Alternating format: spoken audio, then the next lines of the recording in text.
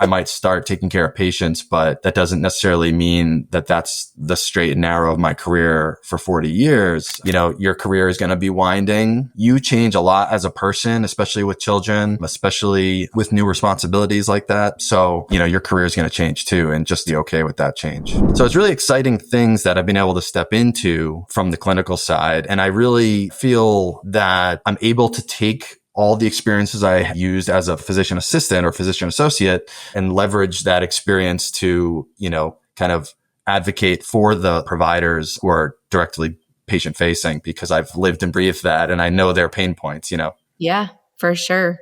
And we need more of that. We need more people that have sat in the position to then raise their hand and go on the other side and not be clinical and say, hey, we're pushing for reform because we know that this is how it impacts not only the provider, but the patient. And that's what matters. But unfortunately, I think healthcare for a long time, you had administrators and insurance companies, and it was people that had never sat in that position trying to understand what the problems were and then creating larger problems for the providers and the patients versus fixing what actually needed to be looked at and reformed. So Yeah, I agree. And honestly, I had a lot of hesitation going over to a payer side because of a lot of the reputations that some of these big national payers that are for profit, obviously we don't have to talk about the United Health tragedy that occurred. Yeah, that was nuts. But that obviously brings up the point of there's this climate of, distrust. Health insurance is out to get us. And I'll be the first to admit it's a flawed system, but Blue Cross of Mass, it's a nonprofit.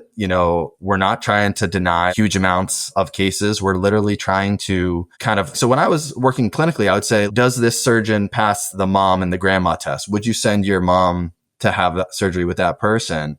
Are they that good?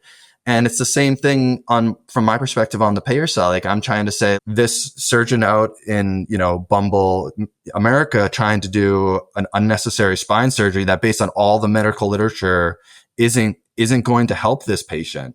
Would I want my mom to have that unnecessary spine surgery? I can honestly say I don't think I would. So, it's trying to catch those type of things and drive it so that maybe next time that surgeon will think twice about submitting for that surgery. And so I feel pretty good about what the work that we're doing as a company and the mission statements that we have. Yeah.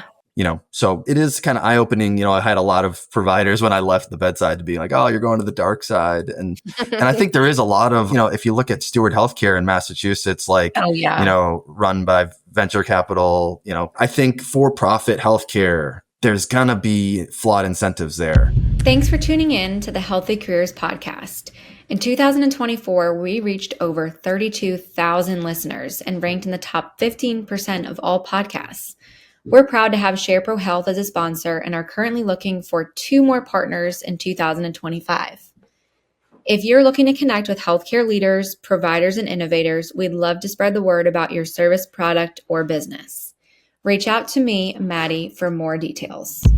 But, the company that I work for now, I feel really good about what they're doing and how they're approaching things in a flawed system that, obviously our country compared to a lot of others, has some issues.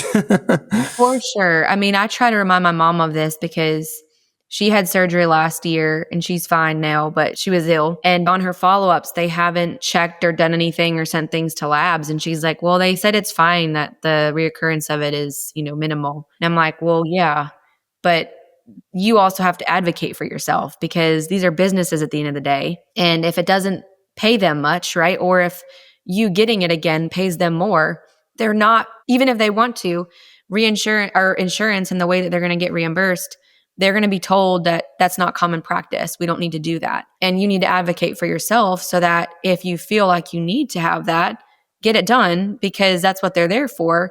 And most of them will be okay with that and understand. You might have to pay out of pocket because it might not get authorized, but better safe than sorry. And I think people forget healthcare, most of it at least, it's all business, right? Especially in private practice, big hospital systems. Pharma would go broke if they didn't have medications and stuff to sell you on ailments that were reactive measures rather than preventative.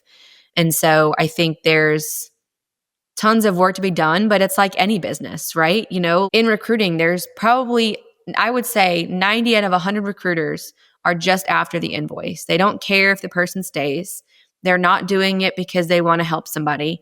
They just want to put the butt in the seat and walk away from it and collect their money. Now, the 10 that don't do that, work with those 10, but you can't avoid the other 90 either. It's going to be there. It's systematic. Yeah. And, I think hopefully we can get to a point where, healthcare is not just a business. I think there are a lot of provider groups and hospitals that are trying to align incentives to move toward, a win-win situation where, the costs are down, the providers are getting paid where they, an adequate amount where they're happy and there's really good care. And that's the creation of all this value-based care modeling where we're not just paying fee for service for the CAT scan or whatever that gets ordered. You're getting incentivized more based on the quality of the care that you provide. And that's been traditionally true for or applied to primary care physicians and their practices, with the healthcare at home models and things like that. But it's now entering, there's all sorts of different, value-based care startups for specialty groups such as orthopedics, which again is a huge driver of trend and utilization in healthcare and cost and, can successfully apply a value-based care model to that. But you need the right data. You need the right providers that are willing to kind of drink the Kool-Aid and to go with it. And that's kind of the fun part of my job now. Like I get to dip my toes in some of this value-based care model work, some of the contracting with our physician groups that are open to these models because they know something has to change. So it's really exciting. And I'm glad that you were able to get out of that clinical spot because I know you mentioned you reached kind of a level of burnout. And I'm sure that's what prompted you to then co-found this, community of people to where you're inspiring and providing resources to folks who maybe are in the same position, feeling like, hey, I don't want to just walk away from healthcare. I want to be a part of the positive change, but I'm done with the bedside stuff, right? I'm burnt out from the OR. I don't want to do that kind of stuff, but I don't want to just drop it as a whole and go into like medical sales, which is the most common thing that I see. Yeah, nothing against medical sales. That's cool. But